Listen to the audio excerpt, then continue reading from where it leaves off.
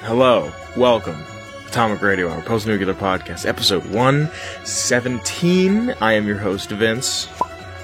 And I'm your cash-on-arrival host, Olive.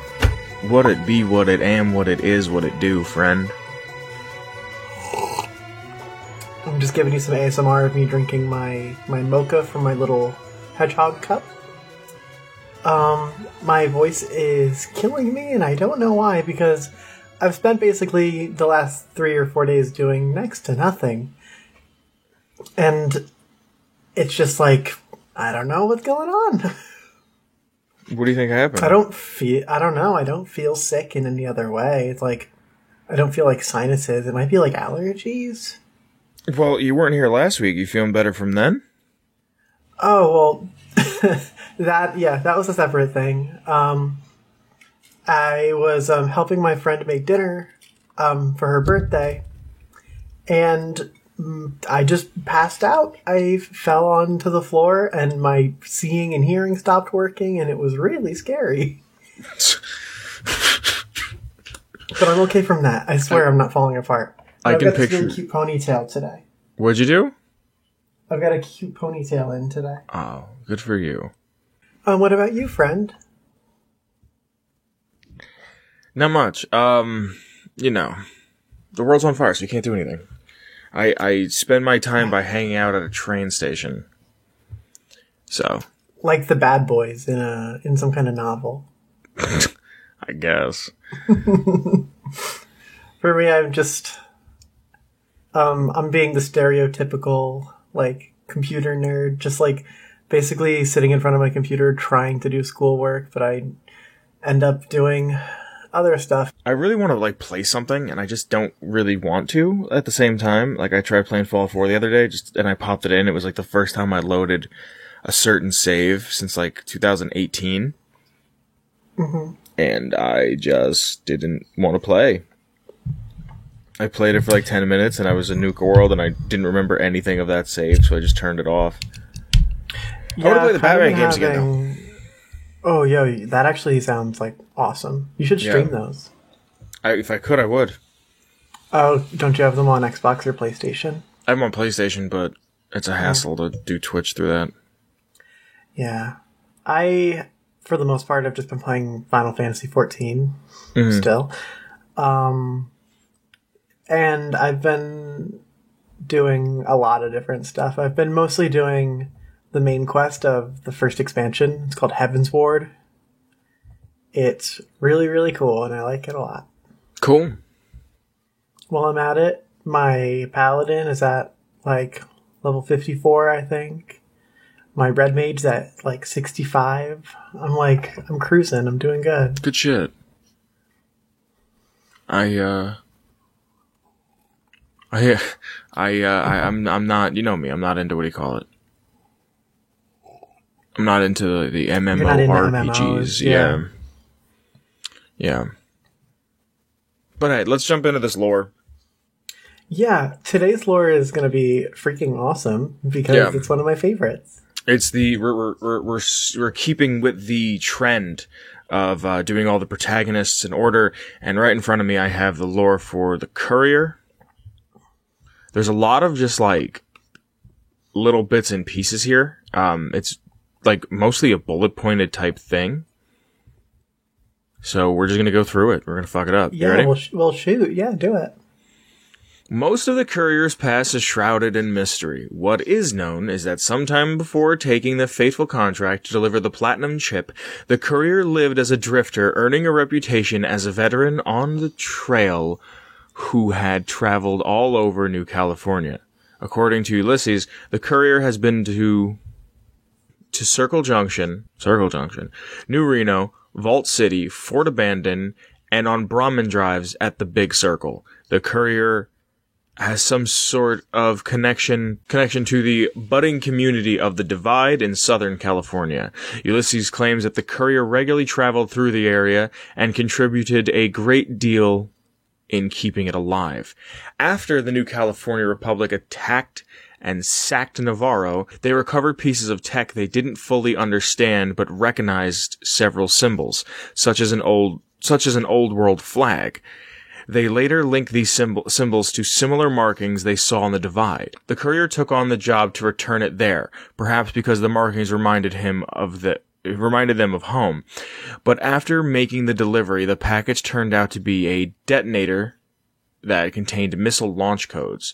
Access to Ulysses' package woke up and sent directional signals to missiles locked in the silos, resulting in massive earthquakes and powerful storms wiping out the community in its infancy, leaving Ulysses as its only survivor.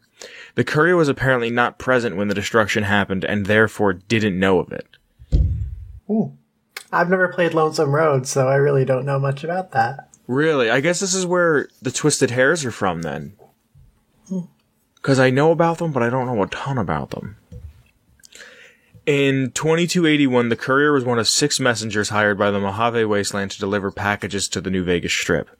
With the courier carrying a parcel containing the only item of worth, Robert House's platinum chip, delivering it all the way from near Hub, California. The courier got the job after Ulysses pulled out when they learned that the courier's name was next on the list. The courier was intercepted by Benny, who then shot the courier in the head twice, left him for dead, buried him alive in a shallow grave in the Good Spring Cemetery. The courier was dug out by Victor, a friendly Securitron, under the control of Mr. House. The courier was then nursed back to health by Doc Mitchell, the resident doctor of Good Springs. Now, all of my lore that I'm getting, I get off of fallout.fandom.com. That's pretty much the front of it. The front of it? The front, most. The gist, even? Yeah, some might even say the gist. Love a good gist. Holy shit. It's the guy who did the voice work for the courier, like the grunts, is... Holy shit, is Yuri Lowenthal? Who wound up being that name. That's the dude who voiced fucking Spider-Man in the new Spider-Man game. No shit. And he's fucking Matt Miller in Saints the Third. That's where I know it from. He's Crawler Splicers. Miller, dude. Yeah, dude. Let's see what else he's in here. He's in Persona 3. He's in Naruto. He does fucking Sasuke in Naruto. That's fucking funny. Oh my goodness. Incredible. Wow. And then Laura Bailey does the female. Laura Bailey does every single female in every game. Are you kidding me? Yeah, she's Abby in The Last of Us 2. Like, someone was talking to me about Naughty Dog games, and I was like, alright, well, it's gonna be Matt Mercer, Laura Bailey, what's his name, Nolan North, and who voices Joel? Oh, shit. Oh my god, I can picture your friend It's the guy saying that does name. everything. Yep. God, I can't think of his name. Oh, I can hear him singing Pearl Jam, but I can't think of his fucking name. You can hear him singing Pearl Jam. Yeah, in The Last of Us 2, there's like a big, like, part of the game is Joel singing Pearl Jam. And I didn't know it was a Pearl Jam song, and I fell in love with the song because of the game, and then I was just like, oh, it's Pearl Jam. Like a Pearl Jam Pearl song? Jam. Dude, there's a fucking Pearl Jam song that I always hear in the car, and Troy it's on... Baker, dude. Troy Baker, yeah. Dude, I always he's hear this done one everything. fucking Pearl Jam song all the time, and like, now it comes on all the time, and I'm just sitting there singing along, and I fucking hate Pearl Jam, whatever. Yeah. Laura Bailey does all the type shit for the female. all the Steve Minecraft noises. Yeah. I should make that my ringtone. But yeah. Hold the fuck up. He does the courier, but he also does Ringo.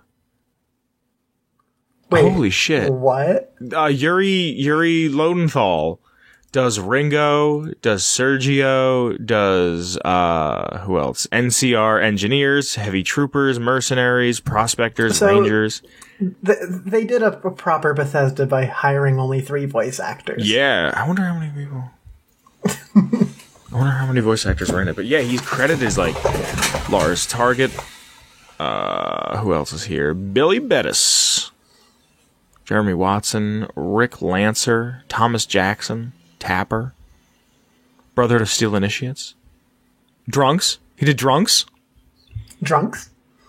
All right, so here's some information through dialogue, and this is what kind of I don't understand because I'll be the first person to say that Fallout 4, and check that off your bingo sheet, I bitch about Fallout 4. Fallout 4 shouldn't have had a backstory. Your character shouldn't have had a backstory. But the Courier does, and we're okay with it.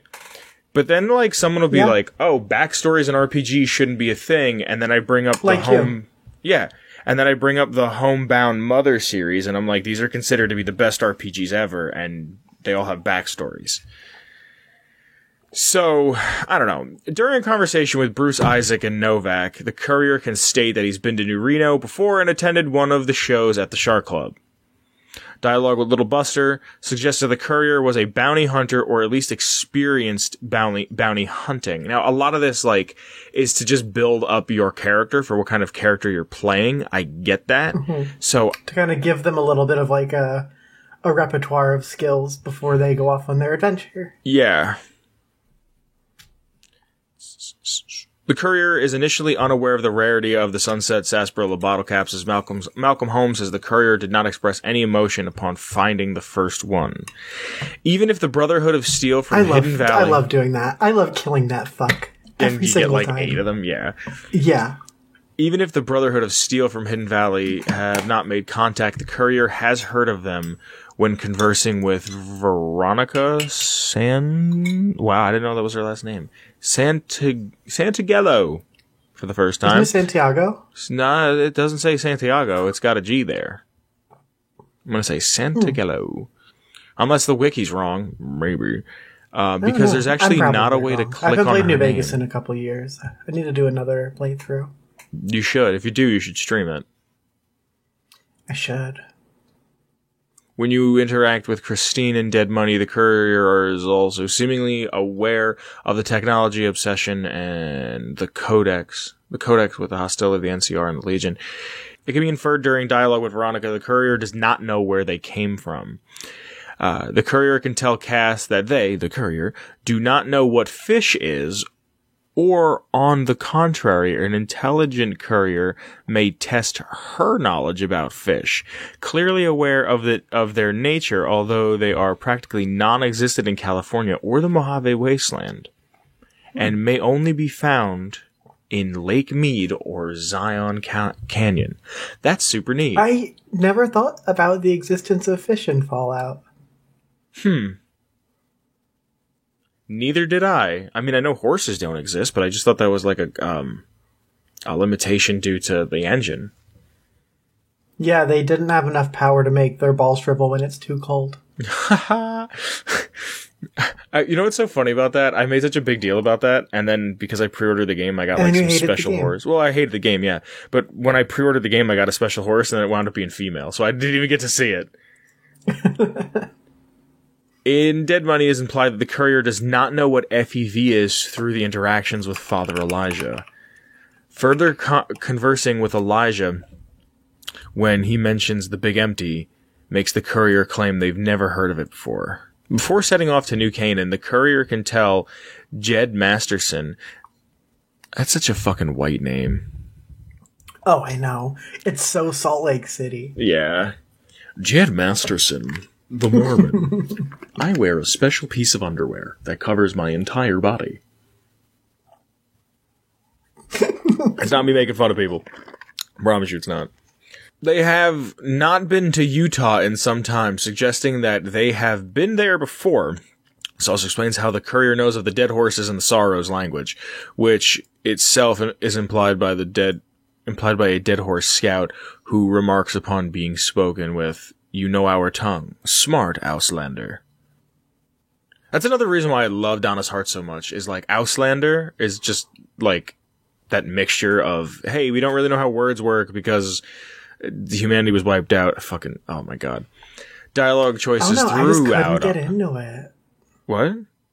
I just couldn't get into it. Really? I felt like it was too slow for me. I met up with Chris today, who we play Atomic Tabletop with, and Check that out. It's my D&D show. hell yeah, how's the editing going? It hasn't. Well, fuck it up. And we got into a whole conversation about religion in D&D, and now that, which we're going to talk about later, now that Microsoft owns Bethesda, what they can do, and what the next Fallout game should look like. And I was saying that we need a she game, and he was like, I don't know about the she, so that was a 45-minute dissertation for me. She would be so cool to learn more about. We've talked about this a couple times on the show. Yeah, and then we were talking about what if we can do like Fallout Salt Lake, because the White Legs have the White Legs destroyed Salt Lake City because Kaisar was like, hey, remember Joshua Graham? Fuck him, blow up his hometown. Like, and I just thought it'd be so cool to see. That covers it. Yeah, I was like, I think it'd be so cool to see what Salt Lake looks like, what Ogden looks like, parts of New Canaan, like what it became and what it would happen, even though I'm pretty sure it's in Zion, but still. I definitely, if I had to choose a next game, it would be something on the West Coast. Yeah, either the West Coast. I want to see something in like Oregon and Washington, like Arroyo, and like all the way up as north as Seattle. I would like to see a game, if they can make it as big, where the big city, like one of the big cities in the south is Arroyo, or New Arroyo, technically, I'm pretty sure. And then the top city that's like in the north west would be Seattle. And like right on the edge of Canada, like you could just kind of see into Canada a little bit. Snowy part in the north part of the map. Yeah. We should do an episode on this. We should do an episode where we write. Should do an episode on we sit down and write our next game, because mine takes place in New York. Because I'm surprised we've never been there.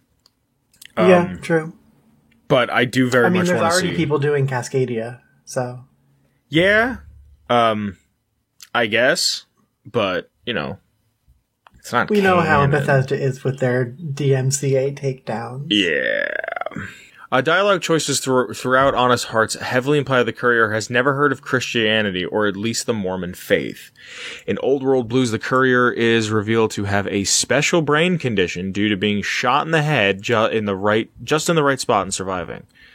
So, after God, Old World, I wish that were me. The courier has a high understanding of Robco technology, and Honest Hearts, a courier with a high science skill, can call out Ricky's incompetence with his locked pit boy. In Old World Blues, the courier can recognize the Robco signals that Dr. 8 transmits. The courier has very limited knowledge on the Midwest. When Eddie from The Divide plays the log where a child found it, asking where it occurred, we have Eddie responds with Chicago, Illinois. The courier knows about Illinois if they had met Mojave Eddie. Illinois? They don't know what Chicago is. They say, what's a Chicago? I don't like the way this is worded. Yeah. An intelligent courier has at least passing knowledge of snipers and spotters. His boon can be recruited by simply noting that snipers are supposed to work in pairs. As a male courier with the Lady Killer perk can ask a lonesome drifter is 17 and express relief after the drifter says he's 28, implying the courier impregnated or believes he impregnated a woman in Montana around 18 years ago. Huh. What the fuck's going on in Montana? The courier has... dog. I have no idea. I'm fucking curious. That's those flyover states that we know nothing about. I know. I want to know more about them. What do they have? Rocks? Yeah. Rocks and Brahmin. Some big open land. Yeah. And probably Caesar. No, I don't think he went north. No? I think it's like the tip of the northern tip of Texas, like where Colorado and Texas touch, from there all where they the kiss? way. Yeah, all the way to the dam. Like that's Kaisar's territory. From Colorado to the dam. I could be wrong. I might be. It appears the courier is irritated with the mentioning of Benny during the conversation with Emily Ortal. who worked with him, she claims to understand that the courier does not wish to speak about him. An intelligent courier can understand and speak Latin. During Silas' treatment, the courier can deceive Silas into thinking that they are a Legion assassin by speaking a Latin phrase. However, the courier's knowledge of the language may be limited as they do not understand one of Arcade Ganon's Latin phrases. Dialogue with Raoul. That's still really fucking cool. What's that? I never, like, put two and two together about that. That's really cool. Which I think is cool because it could be like, are you fucking Legion? Were you Legion to begin with? I don't know. I think that leaves a lot to think about in terms of thinking about the character's backstory. And I think that's an interesting option to allow. Yeah. Even if it was unintentional. Yeah. Yeah. Dialogue with Raoul shows that the courier has a passing knowledge of Spanish. Is that because of the Cazadors? Isn't there like a dialogue option that's like that you get to like figure out what Cazador means? It means hunter, right? Yeah, but I think it's probably if he's been all over the NCR, the NCR dips into Mexico. I'm looking at a map of the NCR right now, and it dips into Mexico. Is that Arroyo? Arroyo's up there. Yeah. Arroyo's way north. See, I don't like that this one doesn't show me the states because I'm just not good with geography to begin with. I'm trying to get an idea for where Montana is too because we were talking about it. There will be a map on screen, but yes, the NCR dips into parts of Mexico, so that's why I'm guessing he has a passing knowledge if he's been all over the NCR.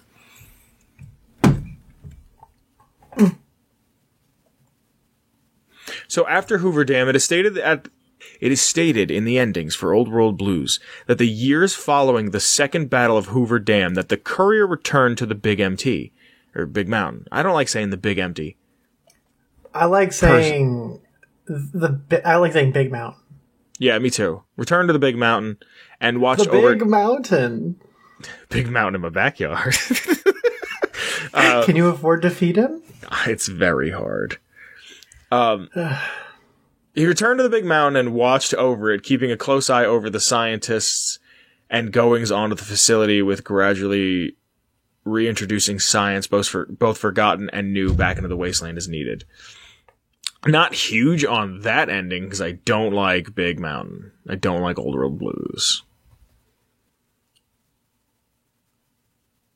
I do like Old World Blues, so... No, I mean, you can like what you like. And you can not what you're not. Yeah. Now I just have some notes, some fun facts. Ooh, hit me with some fun facts. In one of the endings for Dead Money, the courier can become trapped in the Sierra Madre vault and eventually die there. However, since the events of Dead Money must take place before the second battle of Hoover Dam, this ending is non-canon as the courier's true fate sees them taking part in the battle. I actually, the first time doing Sierra Madre, got that ending. Really? Where you die in the vault, yeah. Yeah. Which ending did you get the first time you did it? Probably that one. Probably that one, or just the one where you leave, like nothing special happened, because I didn't know what the fuck I was doing. Well, because the first time doing Sierra Madre was on one of my fun characters. I was a cheater pumpkin eater, and I got out with all the gold. Oh, nice. And it is pumpkin season, so I'm glad to be a pumpkin eater at this point. The courier was shown wearing an armored Vault 21 jumpsuit during the Fall of New Vegas previews and in the ending. However, this item does not appear in-game and can only be obtained using console commands or having the J Sawyer mod installed. I'm assuming that's the J Sawyer mod. It just says J Sawyer. So I'm going to click on that because I know that is a... That's a good lore, the J Sawyer mod. Yeah. Yeah, it makes it where you have to, like, eat, sleep, and drink. Mm-hmm. It makes it where all of the DLC weapons are no longer just given to you. You have to go out and find them. Which I like. Yeah.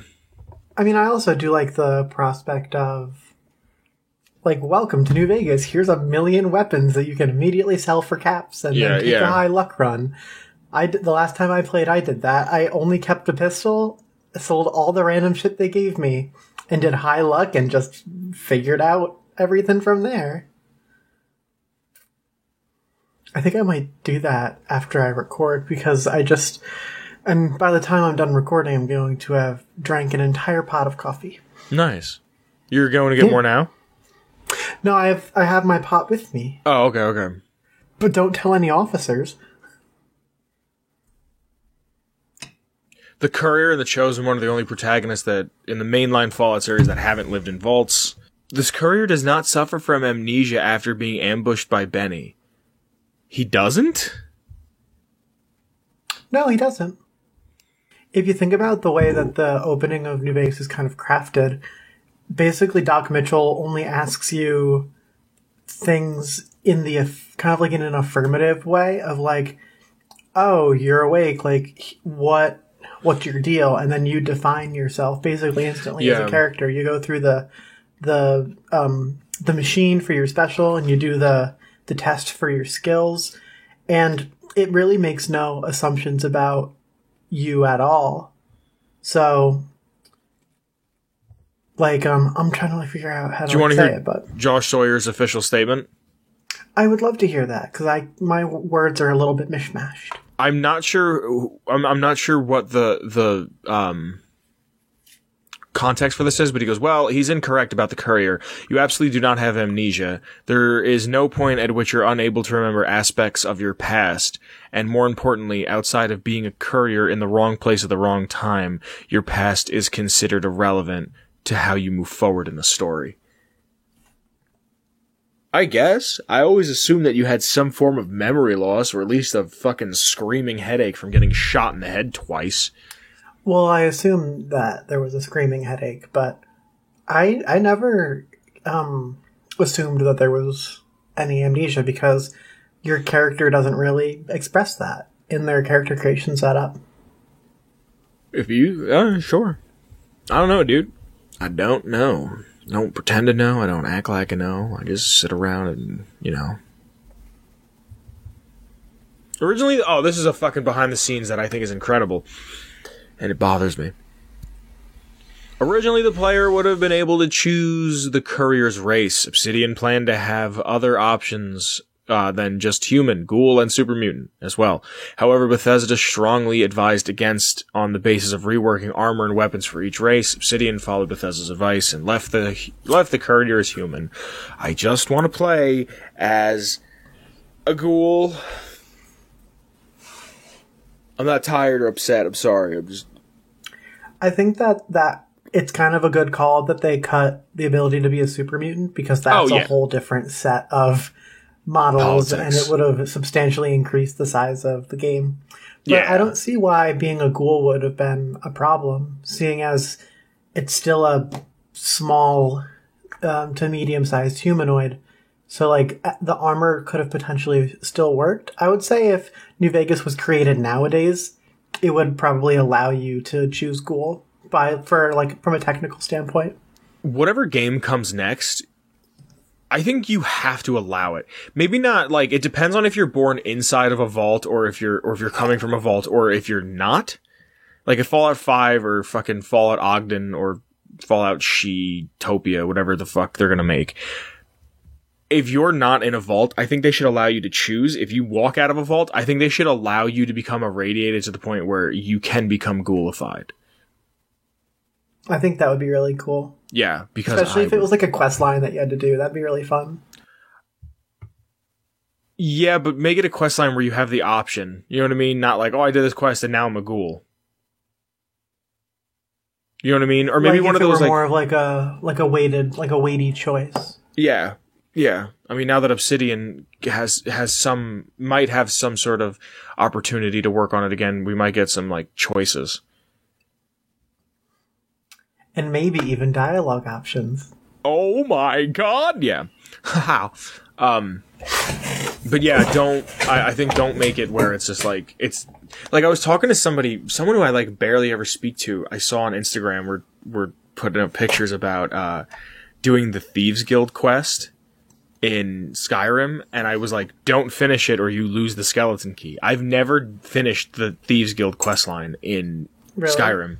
because of that. I did it just to say I did, and also, like, oh no, the skeleton key is really not that important to have. Yeah, but then at that point in the game of being at the end of the quest line, you already have enough not bobby pins, lockpicks that it doesn't really even matter. Because you can fuck up a million times and it doesn't matter in Skyrim because it's basically impossible to fail unless you break the lock by like forcing it.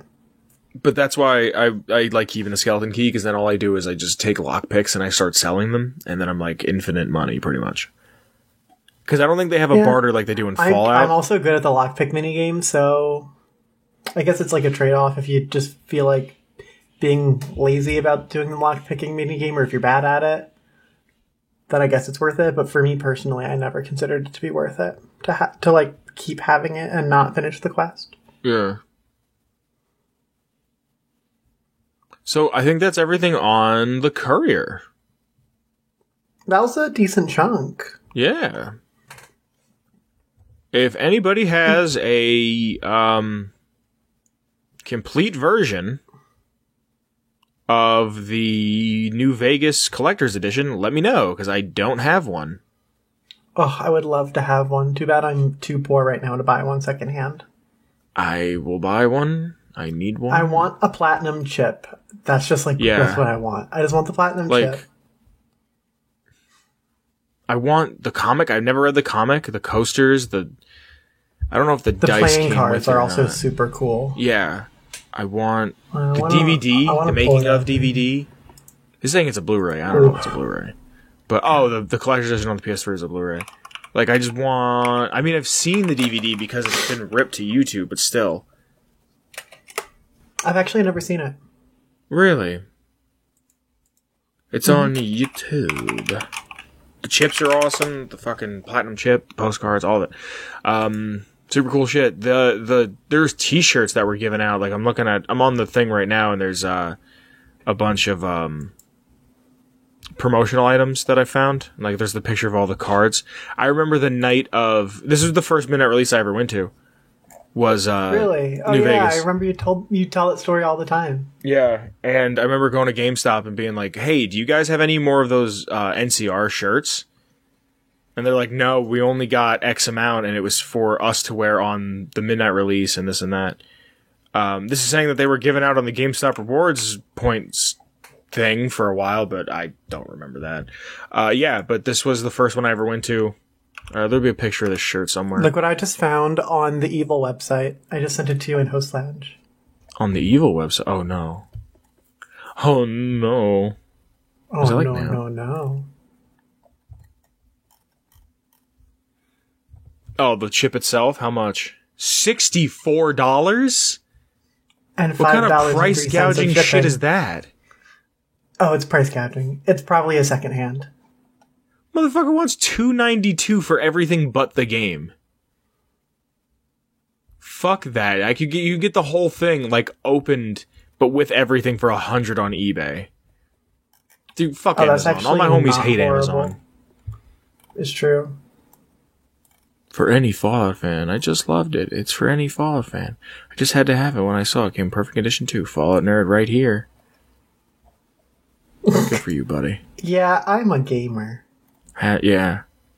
I'm a real gamer. There's still no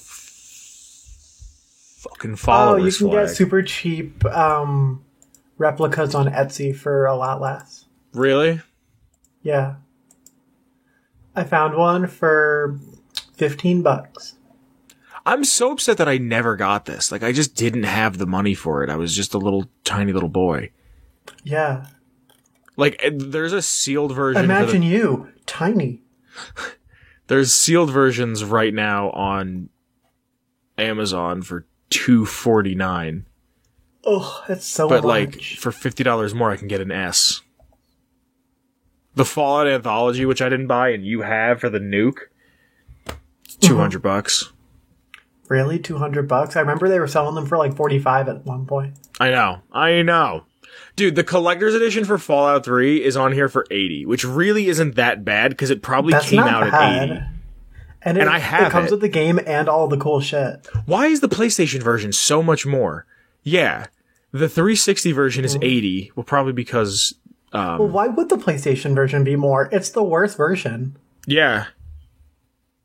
That makes no sense to me. And then it's $170, and then the PC version is $500. Lovely. That's the version I have.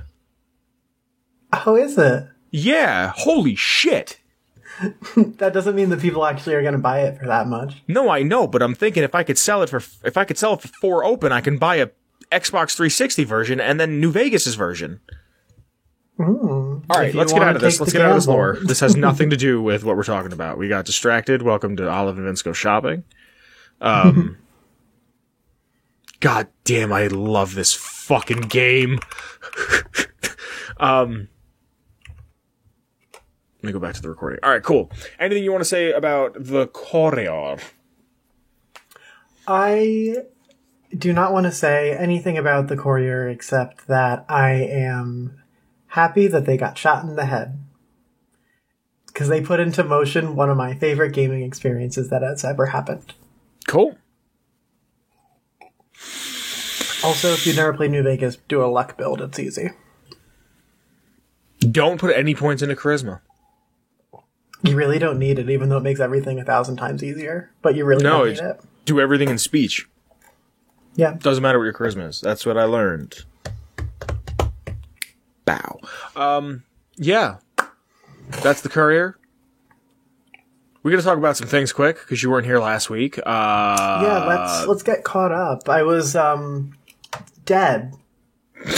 Bethesda is now owned by Microsoft. We're not going to talk about it too long. I just want to touch upon it with you quick. Hallelujah. That's all I have to say. I see big things coming in the near future. It kind of uncrushes my hopes a lot, I'd say.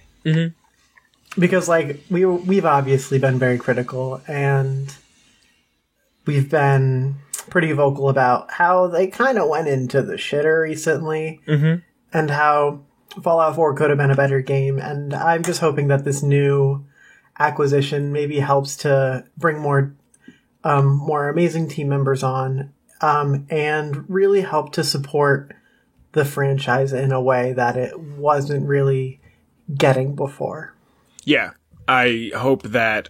Well, did you hear that they did a massive overhaul to the engine with this money? I did hear that. Yeah. I'm very excited to hear that, because obviously after 76, they had to do something to up the game a little bit, so to speak. So, and now that we have new hardware coming out, it makes the most sense to do that. So now that we have an engine that can perform on modern hardware and support modern features, I think we're going to find some really interesting and creative entries into some of the Bethesda IP within the next 2-3 years. I'm hopeful about it. There's an Xbox podcast that I haven't listened to yet I don't think it's like a regular thing. I think it's done by Phil Spencer, where they had, I want to say, Pete Hines and Todd Howard show up. I know Todd's there. I think Pete's there, but Phil Spencer came out and said he saw the unannounced projects Bethesda has, and he's very excited about them. I'm hoping, I think what everybody's hoping for is that Obsidian will almost become like a pseudo Rockstar North to their Rockstar East or whatever. Because you know how Rockstar used to have 14 different studios or 6 different studios? And you know what? I don't think that that's going to happen. I think Obsidian's going to maintain its individuality, and they're going to kind of keep doing their thing right now, because they've been doing some really cool shit without Bethesda for a long time. And it's kind of weird that Obsidian's only really known for New Vegas, where they've got a lot of other amazing projects, like Pillars of Eternity I really want to try it. I think it looks really fun. And I really liked Outer Worlds. I mean, there's things about it that aren't perfect, but it's still something that I really enjoyed, and I think that having them now in this kind of same bubble is going to make for some really healthy competition. Really? Mm-hmm. You don't think we'll ever get to see another Obsidian directed or developed or Fallout game? Oh, I only hope so. Yeah, that's kind of my hope, is that we'll get instead of having to wait a decade plus, because we're not even going to see anything about Fallout 5 or whatever the next Fallout game is until 2025. Like 2024 at the earliest. But I honestly don't expect to see that game until 2026, 2027. So, I think if they had another group that could make like small installments, you know what I mean? Yeah, even if they made like smaller, like non-numbered entries, kind of like New Vegas was to 3, I think that would be really cool. It wasn't small, but I'd even be okay with some smaller games. Like, I don't need a massive map. I don't have enough waking hours to play a massive game right now. Yeah, I kind of just want to try some smaller projects, but I'm really I'm thirsty for something new. Take Far Harbor or Nuka World and densely pack it. Yeah, give me something the size of the Fallout 4 DLCs, and I'd be happy. It's like a bite-sized work of literature. Yeah. I'd like to see what's going on in Dogtown. They're never going to show that, but still. Never know. Well, Bethesda, I doubt will. But, comma. Speaking of them being bought out and whatnot, there's some Starfield leaks. Ooh. This is the first I'm really hearing about that. I heard about it, and I'm not super, you know me. Space really isn't my bag, but I'm on PCGamer.com. This is an article by Jody McGregor. Thanks, Jodes. The Jodester. Rumor, Starfield images may have leaked. There's 2 images that will be on screen. One of a ship, the other one of a ship. With a guy next to the ship. Wow, a ship.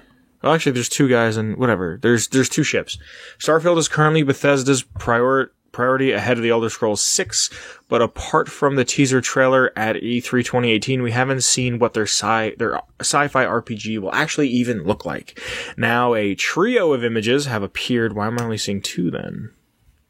A trio of images have appeared on an image hosting site Imgur, claiming to be leaked from Starfield. One of the in-game shots of an astronaut who appears to be standing on a space station. Another shows a close-up of a UI element from the first screenshot, and the third is a spaceship with some scorch marks and wear and tear. This does not seem to match the rugged and relatively realistic Space Frontier vibe we're expecting, and the font of the UI matches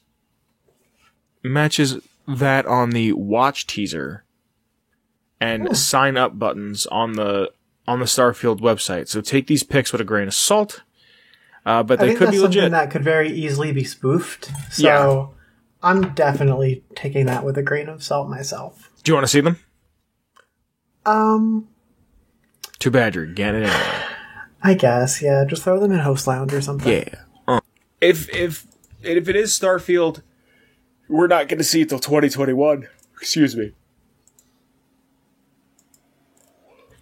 So, I don't know. You know? Yeah, it's kind of out of sight, out of mind for me until I see something a little bit more concrete. Yeah. Like, if we get an announcement trailer at E3, then we'll talk about it. But until then, I got bigger fish to fry than some space leaks. Yeah, I mean, part of me kind of hopes that it's like someone at Microsoft seeing it and leaking it. I don't know. Like, I kind of feel weird about leaks. What do you mean? Because, like, I don't know, it just kind of makes things, it's like a little less fun, you know? I somewhat disagree. Really? Somewhat. I get what you're kind of saying. like spoiling the surprise. Yeah, Don't you because think? when Fallout 4 got leaked, I went off the internet for like a month and a half. Mm-hmm. But I don't know. I think certain things like this, because it's not spoiling, like, it's not like, oh, this is somebody shooting somebody in the face, and that's like, Yeah. But like, it's not- just, Yeah. It's not If like breaking the entire plot or anything. It's just like some sample concept images. art. It's concept art of something Yeah. we've never seen before. So like, I can't get hyped for something that I've never seen before. Question. Yes. Do you think that Starfield is going to be dirty space or clean space? It's going to be clean space. You really think it's going to be clean space? Yeah. I kind I of think want it's some gonna be- dirty space. I love dirty space. I think that's the most. I think that's why I had such a hard time playing No Man's Sky, other than it not being finished, because it was clean At space. that time, yeah. Right now, No Man's Sky apparently is excellent if you Sure. go back to it. Sure, but the taste that was left in my mouth is bad. I still have my copy. Like, I'm not like. I think it's the only game on the PS4 that I ever deleted my save file of. Oh, wow. Yeah. I still have mine for PC. I think I have my save on like Steam Cloud, but I haven't played since it came out. But hey, you never know. I might get back into it. Maybe. If I had friends that would want to play it, maybe, but I don't have any interest in playing it. Right now, at least. Yeah.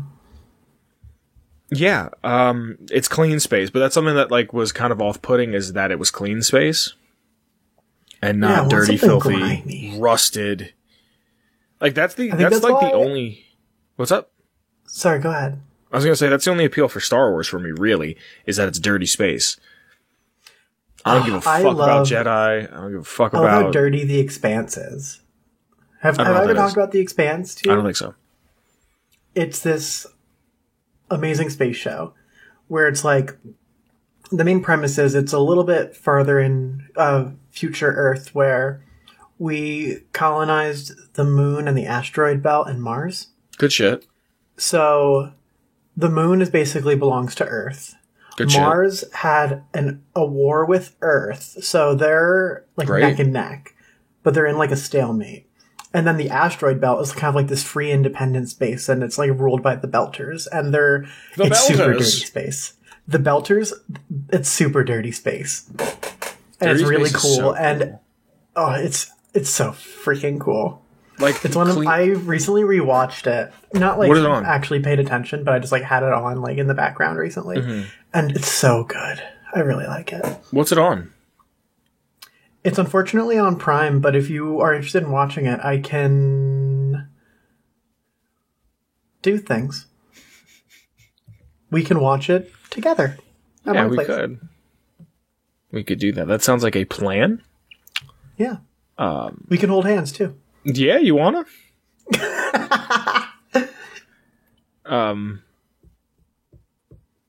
We can just like reach our hands in the popcorn at the same time, and like the hands will touch. Yeah. I think that's it for this episode. I think so too. I don't really think there's anything else to talk about. We did the lore, Yeah. talked about some leaks, talked about Microsoft. Yeah, I don't think I have much else. I mean, my voice is kind of quitting on me, so. Yeah. In that case, Happy October. It you just know turned what October. doesn't really ever quit on us? What's that? Shane Ivers is Oh, my boy. the creator of our intro music called Feather Duster. You can get it at www.silvermansounds.com/free music/Feather Duster. Vince, Yes. this episode was made possible by a couple friends of ours. The Patreon. You want to talk a little bit about them? Thank you to everybody who supports us on Patreon. We have to thank them. Because of them, we got to pay off all of our podcasting fees. I also bought this chair, so now I actually so have your like posture a is saved. chair. Yeah, it's a little weird because I'm used to mine, and this one doesn't have a great like headrest like the other one. This is more of like an ergonomic Like, I am going to work, and this Do you is feel very ergo? Are you super ergo right now? I guess my back doesn't hurt, and I've been sitting here for over an hour, so I'm assuming also it has like a latch, like a fucking handle on the side, so I can go back like a car seat. Oh, so you can go all the way back, like Yeah. zoom it back. Yeah. But because of Patreon, and then we had even money left over, so we can do even more stuff. But this is More a piece projects. So thank you everybody for Thank you. donating to us, to giving to us, because we paid for our podcasting fees, and we paid for equipment quite literally for the show. Like, this sits in this corner, and I write in it, and I do what I have to do in it, and then I don't touch it for anything else. This is not the chair where the clothes go, because I'm too lazy to put them away. Like, yeah, my clothes go on the chair on the other side of my room. yeah. So, thank you a lot. We have to thank some people, I guess individually. First up, yeah, we're gonna thank individually. Thank you so much, Noah. Thank you. Here since the beginning to show us love. Thank you so much. Next up is Gage, but twice. Thank you, Gage, twice. Once for the Patreon, and another time for the Discord. I think we're about to get into game nights again. I think game nights might start up again. So, oh, that means we have to thank Jordan with a Y. Well, hold on, I'm not done, my guy. Wait a second. Your guy? You know what I mean? That's a fucking ubiquitous term. You're right. Because of Gage, we can do game nights. And we thank him for it. But the person who holds the game nights is Jordan with a Y. Thank you, Jordan with a Y. Thank you so much, Jordan. Next up is Danny. Thank you, Danny. And last but certainly not least is the incredible Marcus. Thank you, Marcus. Thank you, everybody, for helping us out. We appreciate everything. Seriously. Like I said, we paid off our podcasting fees and bought equipment, and it's great. It's great to have some sort of validation. It's great to feel loved. I feel like I can't say enough. I really, like, I'm at like a loss for words, because I feel like whatever I say isn't going to be enough. You don't have to say anything more, because if people want to say things to us, they can join our Discord and say them right at us. Join the Discord so you can talk to us. There's also links to our socials in the description below. There would be to my Twitter, her Twitter, the show's Twitter. And if you want to support us in any more of a way, there's a Redbubble where you can go and buy some stickers, a clock, a block, a duvet, a phone case, a book, bags. You buy something with a logo on it. You get we'll get a couple bucks out of it. You help the show grow, become bigger and better. And we appreciate that as well. I think that's everything that we have to say about everything. I think that is everything that we have to say about everything. We forgot something. What did we forget? What did we forget? Did we forget something? I feel like we forgot something. What did we forget? We did Patreon, Shane Ivers. We did lore. I think that's everything. Yeah, it's everything. Cool. Man, we don't have Kyle here to say goodbye this time. Kyle's a good guy. Kyle the Ascended. Kyle's good. Guys, all right. Everyone, make sure you tell Kyle to say bye. All right, bye. Bye. Atomic Radio Hour Podcast. A Ghoulman Entertainment production.